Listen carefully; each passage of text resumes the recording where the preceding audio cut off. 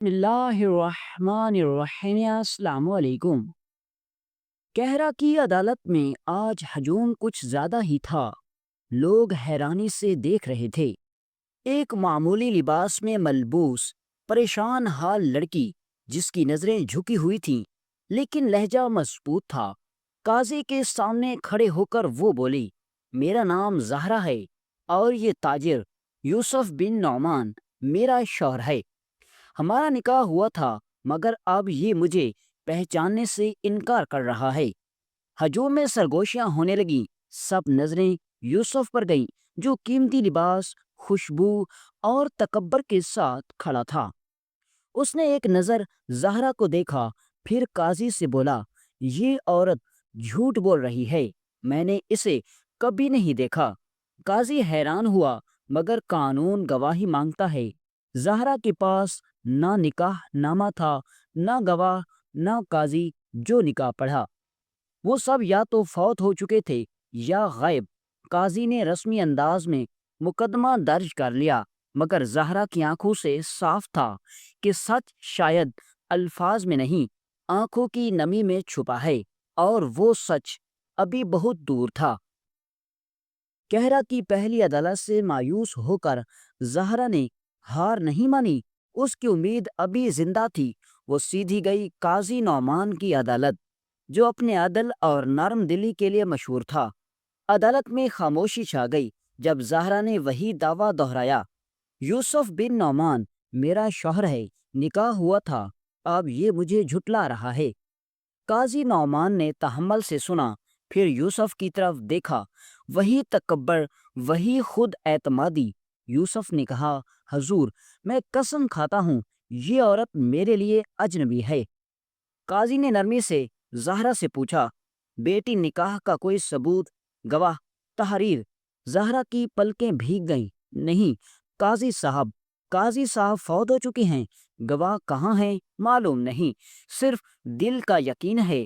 قاضی نے گہری سانس لی، بیٹی دل کا یقین ہو تو اللہ کی عدالت میں فائدہ دیتا ہے، مگر یہاں قانون دلیل مانگتا ہے، اور یوں دوسرا در بھی بند ہو گیا۔ زہرا عدالت سے باہر نکلی، مگر اب اس کی خاموشی پہلے سے زیادہ گہری تھی، جیسے سچ زبان سے نہیں صبر سے بولنے لگا۔ وہ دروازہ بند ہو چکے تھے، مگر زہرا نے حوصلہ نہیں ہارا۔ وہ جانتی تھی کہ جھوٹ کی دیواریں شاید بلند ہوں، مگر سچ کی بنیادیں گہری ہوتی ہیں۔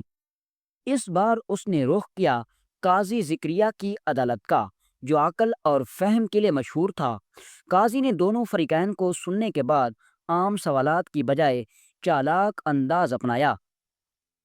یوسف سے پوچھا، اگر یہ عورت جھوٹ بول رہی ہے تو تمہیں اس کی شکل کب پہلی بار نظر آئی؟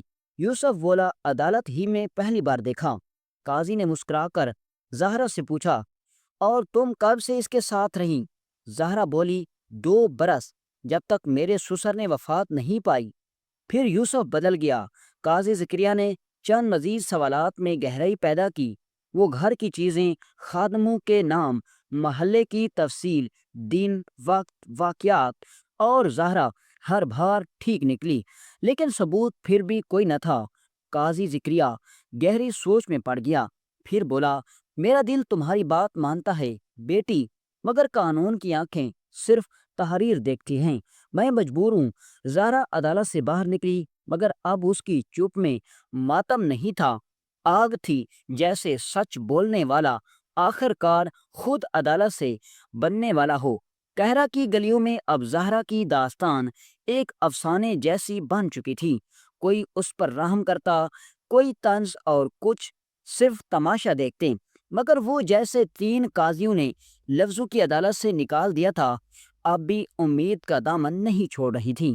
آخر کار وہ پہنچی قاضی فیروز کے دروازے پر، وہی قاضی جنہیں شہر والے آخری روشنی کہا کرتے تھے۔ عدالت لگی، دونوں فریق حاضر ہوئے۔ قاضی فیروز نے باریک بین نگاہوں سے دونوں کو دیکھا، پھر زہرا سے کہا، بیٹی تمہارے لہجے میں سچائی کی بو آتی ہے، مگر قانون سانس سے نہیں ثبوت سے جیتا ہے، پھر بھی میں تمہیں موقع دیتا ہوں۔ زہرا نے دوبارہ سب کچھ بیان کیا، تفصیلات، دن، رشتے، کمرے، یہاں تک کہ گھر کے پرندوں کے رنگ تک۔ یوسف نے بدستور انکار کیا، مگر اس بار کچھ پریشان نظر آیا۔ قاضی فیروز نے کچھ لمحے خاموشی سے سوچا، پھر بولا، دل فیصلہ دینا چاہتا ہے مگر ہاتھ خالی ہیں۔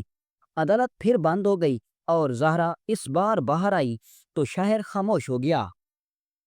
وہ لڑکی جو 3 عدالتوں سے ہاری تھی، اب کسی انسان سے نہیں، کسی طاقتور تر فیصلے سے امید رکھ رہی تھی، اور وہ فیصلہ اب زمین کی عدالت سے نہیں، شاید کسی سلطان کے دل سے نکلنے والا تھا۔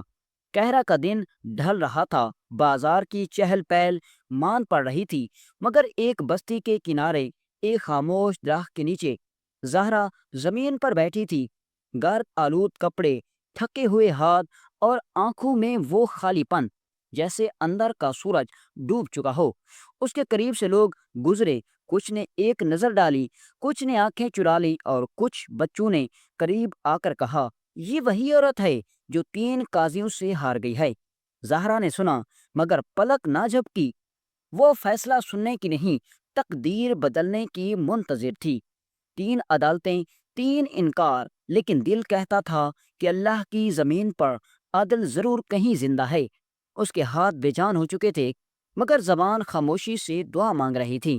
پھر ایک لمحہ آیا، زمین تھوڑی سی دھڑکی، قافلہ گزر رہا تھا، ایک سوار باقیوں سے مختلف تھا، چہرے پر نور، نگاہ میں وقار، اور گھوڑے کی باگ اس نے خود تھامی ہوئی تھی، اور وہی لمحہ، وہی سانس روک دینے والا لمحہ تھا جب سلطان صلاح الدین ایوبی رحمۃ اللہ علیہ کی نظر زہرا پر پڑی، اور قافلہ وہیں رک گیا۔ زہرا بستی کے کنارے درخت کے نیچے جیسے خاموشی سے مر رہی تھی، مگر وہ لمحہ جو صدیوں کی تاریخ بدلتا ہے، آہستہ آہستہ اس کے قریب آ رہا تھا۔ سلطان صلاح الدین ایوبی رحمۃ اللہ علیہ اپنے مختصر قافلے کے ساتھ گزر رہے تھے۔ گھوڑے کی ٹاپیں زمین کو چیر رہی تھیں، لیکن ان کی نگاہیں اس شور سے بلند لوگوں کے چہروں کو پڑھنے میں مشغول تھیں۔ جیسے درخت کے سائے میں زہرا پر نظر پڑی، گھوڑے کی باگ کھینچی گئی، قافلہ وہیں رک گیا۔ سلطان نیچے اترے، لباس شاہانہ تھا، مگر چہرے پر درویشوں جیسا وقار۔ وہ زہرا کے قریب آئے، گھٹنوں کے بل بیٹھے، اور نرم آواز میں کہا، بیٹی تم یہاں اکیلی اور اتنی غمزدہ کیوں ہو؟ زہرا نے نظریں اٹھائیں، پہلی بار کسی کی آنکھوں میں رحم اور انصاف ساتھ ساتھ دیکھا۔ لرزتی آواز میں وہ بولی، سلطان، میں ایک ایسی سچائی ہوں جسے 3 عدالتوں نے جھٹلایا۔ سلطان نے ساری کہانی تحمل سے سنی، ایک لفظ بھی بیچ میں نہ بولا۔ جب زہرا خاموش ہوئی تو ان کی آنکھوں میں روشنی بڑھ چکی تھی۔ انہوں نے کہا، کل صبح محل کے سامنے عدالت لگے گی، اور اس بار فیصلہ صرف قانون نہیں، ضمیر کرے گا۔ رات قہرہ پر خاموشی کی چادر تانے سو گئی، مگر سلطان صلاح الدین ایوبی رحمۃ اللہ علیہ کی آنکھوں میں نیند نہ تھی۔ زہرا کے لفظ، اس کی خاموشیاں، اور 3 قاضیوں کی ناکامیاں بار بار ان کے ذہن میں گونج رہی تھیں۔ صبح کا سورج نکلا تو قصر سلطان کے دروازے پر منادی کرنے والا بلند آواز میں اعلان کر رہا تھا، سلطان کی عدالت آج محل کے سامنے لگے گی، اور انصاف وہ خود کریں گے۔ یہ خبر شہر میں آگ کی طرح پھیل گئی، لوگ جوک در جوک محل کے سامنے جمع ہونے لگے۔ قاضی، تاجر، فقیر، بزرگ، عورتیں، بچے، سب کی نگاہوں میں ایک ہی سوال تھا، کیا واقعی سلطان خود انصاف کریں گے؟ زہرا کو شاہی محل بلایا گیا۔ وہ حیران تھی، مگر دل میں پہلی بار امید کا درخت پھوٹ رہا تھا۔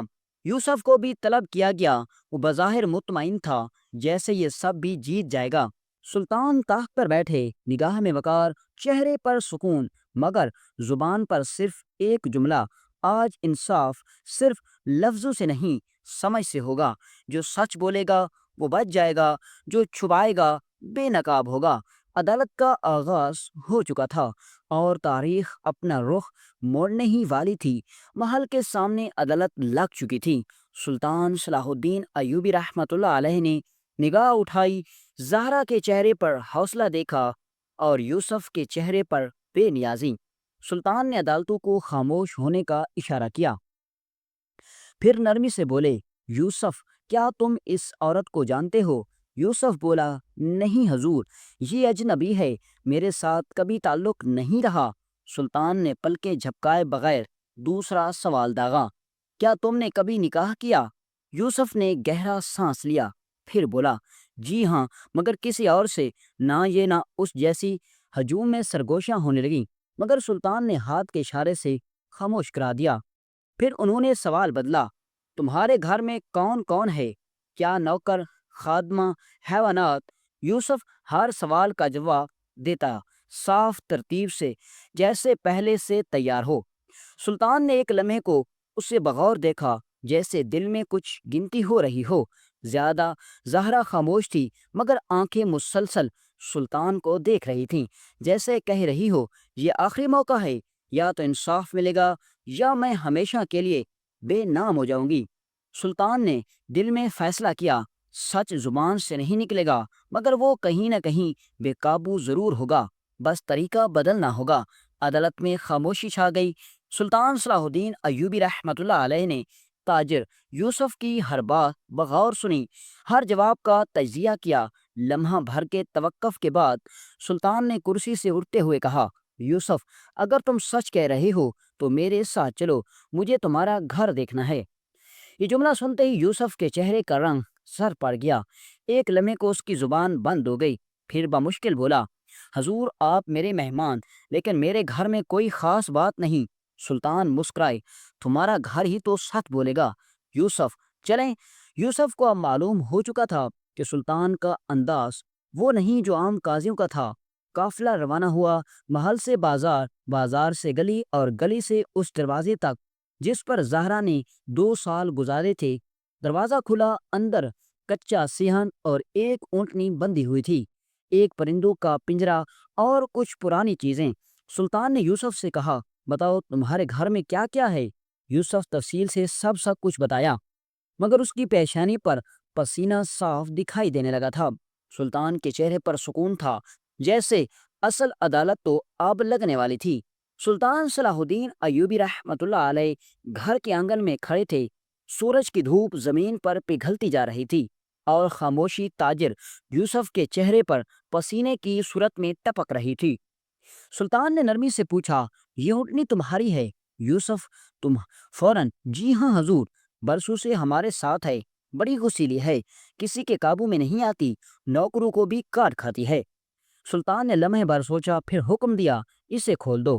یوسف کے چہرے پر ہوائیں اڑ گئیں، بولا، حضور وہ خطرناک ہے، اب اس سب کو مار ڈالے گی۔ سلطان نے نظر اٹھا کر کہا، پھر تو یہ بڑا دلچسپ تجربہ ہوگا، کھولو۔ اونٹی کو کھول دیا گیا۔ وہ زور سے آواز نکالتی، گردن گھماتی، آنکھوں سے شعلے برساتے ہوئے چاروں طرف دیکھنے لگی۔ لوگ پیچھے ہٹ گئے، مگر سلطان نے زہرا کو آواز دی، بیٹی تم اس اونٹی کو پکڑ کر یہاں لے آؤ۔ مجمع دم بخود ہو گیا، عورت اکیلی غسیلی اونٹنی کے قریب۔ زہرا نے ایک پل سلطان کی آنکھوں میں دیکھا، پھر آہستہ آہستہ آگے بڑھی۔ لوگ دم سادھے کھڑے تھے، اور اونٹنی وہ اس کی طرف دیکھ دیکھ کر یکدم خاموش ہو گئی، پھر دھیرے دھیرے زہرا کے پاس آئی، جیسے کسی پرانے رشتے کو پہچان گئی ہو۔ اونٹنی جو لمحہ بھر پہلے سب کو کاٹ کھانے کو تیار کھڑی تھی، زہرا کے قریب آ کر جیسے نرم ہو گئی۔ اس نے زہرا کے ہاتھ کی خوشبو سونگھی، پھر گردن نیچے کر دی۔ زہرا نے دھڑکتے دل کے ساتھ اس کی مہار تھامی، اور چند لمحوں بعد وہ اسے سلطان کے سامنے لا کر کھڑی ہو گئی۔ مجمع میں حیرت، خوف اور خاموشی سب کچھ ایک ساتھ پگھل گیا۔ سلطان نے آسمان کی طرف دیکھا، جیسے شکر ادا کر رہے ہوں، پھر نرمی مگر گہرائی سے بولے، کیا تمہیں معلوم ہے یہ اونٹنی ہر کسی پر چڑھ دوڑتی ہے، لیکن زہرا کے ہاتھ میں خود چلی آئی۔ اگر یہ عورت اس گھر کی نہ ہوتی، اس کے ساتھ رہتی نہ ہوتی، اسے روز کھلاتی پلاتی نہ ہوتی، تو کیا ایسا یہ سلوک کرتی؟ یوسف کا چہرہ سفید ہو چکا تھا، لوگوں کی نظریں اس پر جم چکی تھیں۔ سلطان نے مزید کچھ نہ کہا، وہ اونٹنی خاموش گواہ بن چکی تھی۔ وہ زہرا کا سچ آواز مگر زبردست طریقے سے دنیا کے سامنے آ چکا تھا۔ یہی وہ لمحہ تھا جب انصاف نے زبان نہیں، دلیل سے نہیں، فطرت سے فیصلہ سنایا۔ بھیڑ میں سانسیں رک چکی تھیں۔ زہرا اونٹنی کے ساتھ سلطان کے سامنے کھڑی، اور تاجر یوسف کی آنکھیں نیچی ہو چکی تھیں۔ کوئی شور نہ تھا، صرف سناٹا اور اس سچ کی گونج جو کسی زبان سے نہیں نکلا بلکہ ایک جانور کی طرز عمل سے بول پڑا۔ سلطان صلاح الدین ایوبی رحمۃ اللہ علیہ نے چند قدم آگے بڑھ کر زارا کے سر پر ہاتھ رکھا۔ ان کے چہرے پر ایک ایسا اطمینان تھا جو صرف عدل کے بعد آتا ہے۔